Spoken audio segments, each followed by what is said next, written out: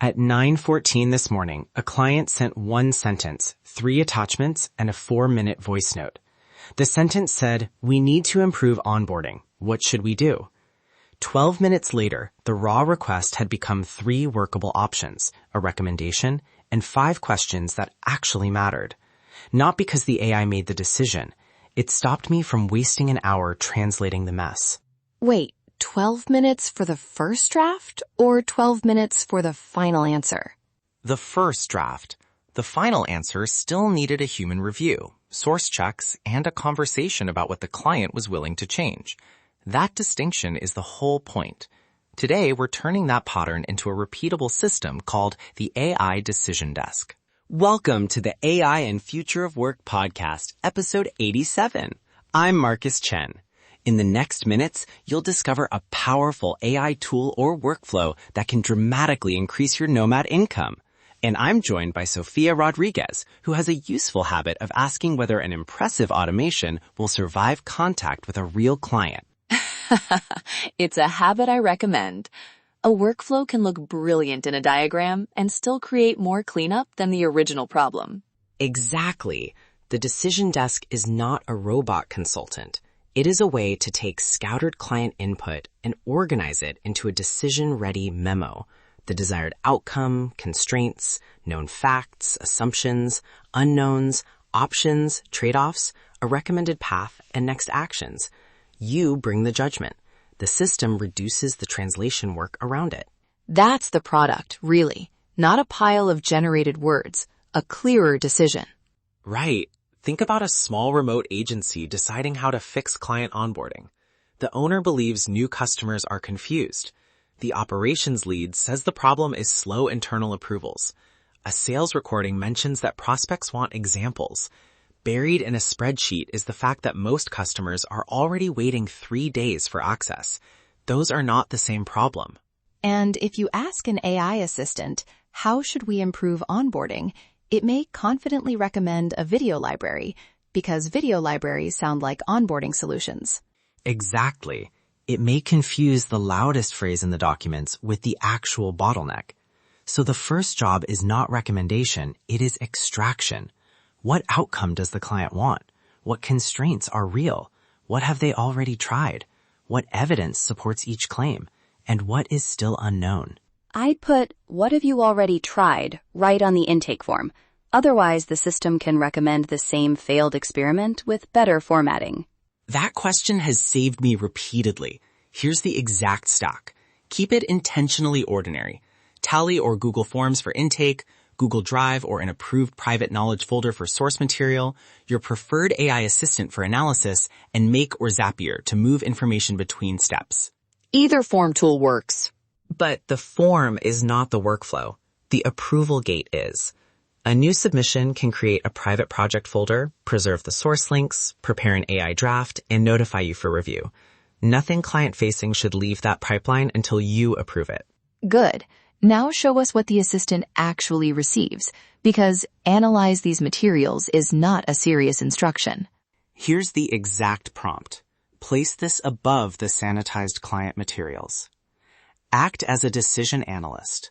From the supplied client materials, extract the desired outcome, constraints, assumptions, unknowns, and success measures.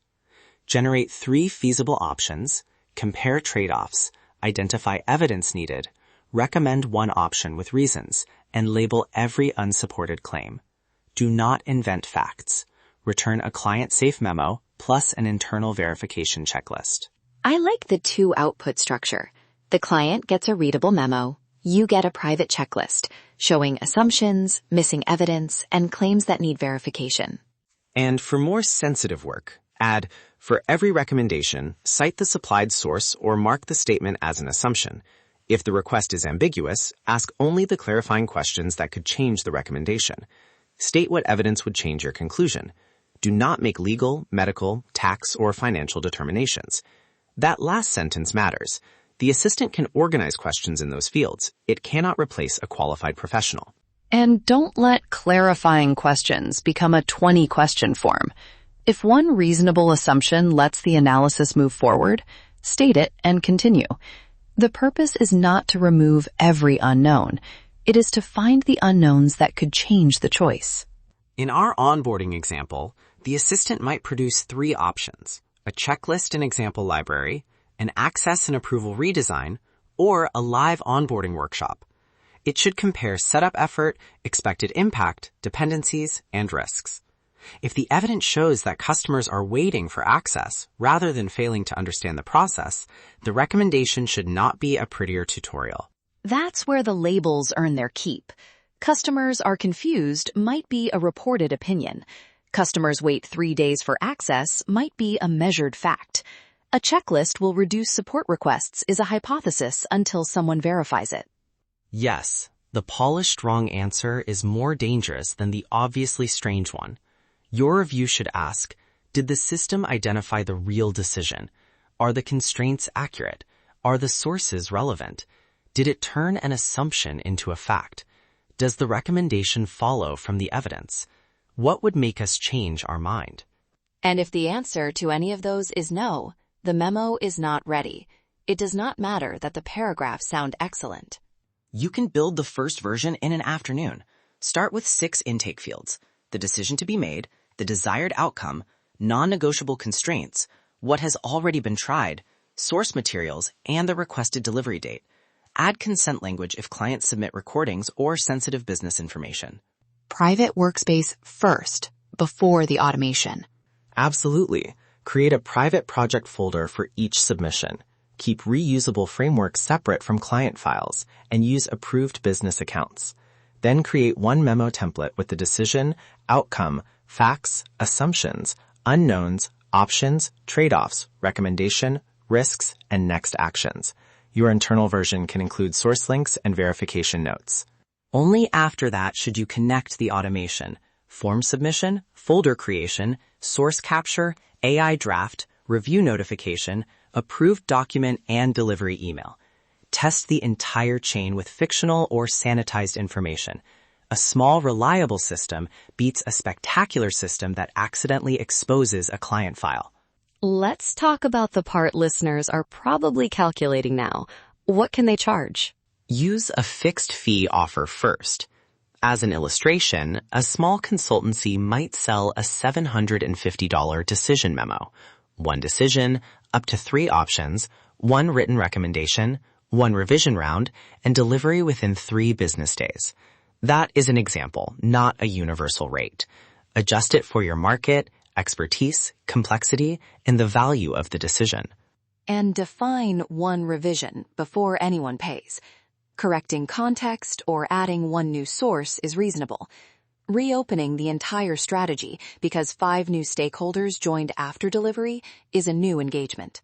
For recurring work, a monthly advisory add-on could include 2 decision memos, a defined number of asynchronous questions, and 1 weekly review window.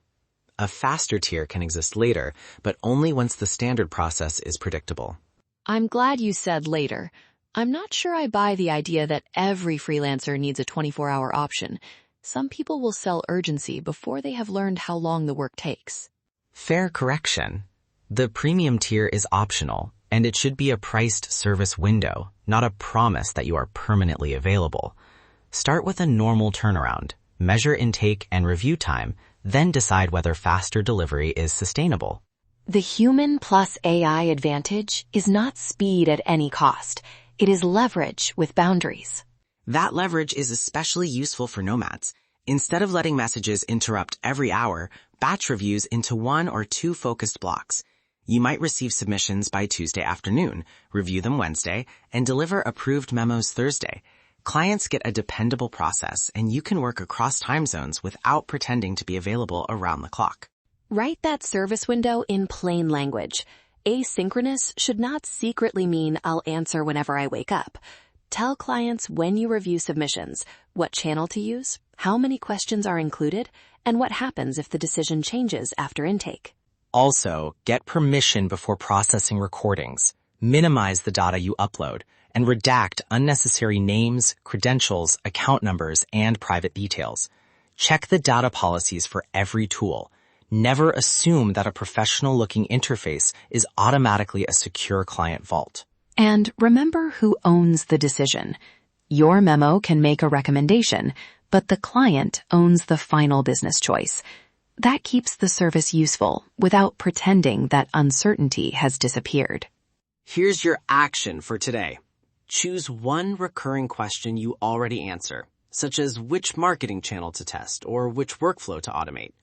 Build the 6-field intake form and the 1-page memo template. Then run one old question through it using sanitized information. Before you automate a single email, compare the draft with the answer you actually gave the client. Where did the system save time? Where did it miss context? Which claim needed checking? Run that test by Friday, then improve the template. That is how you build something trustworthy, not by automating every decision, but by giving your expertise a repeatable path from messy input to useful action. This changes everything for nomads when your value can travel with you instead of being tied to another meeting. Let's make this actually work for you. Start small, verify every important claim, protect client information, and charge for the judgment and clarity you provide. If you want the complete Decision Desk playbook, including the prompt library, automation templates, memo examples, offer boundaries, and ethical review checklist, enroll in our high-income remote skills courses at nomadlifesuccess.com/courses. That's your AI blueprint for today. Ready to implement this at a higher level? Enroll in our high-income remote skills courses at nomadlifesuccess.com/courses. Automate the ordinary, amplify the extraordinary.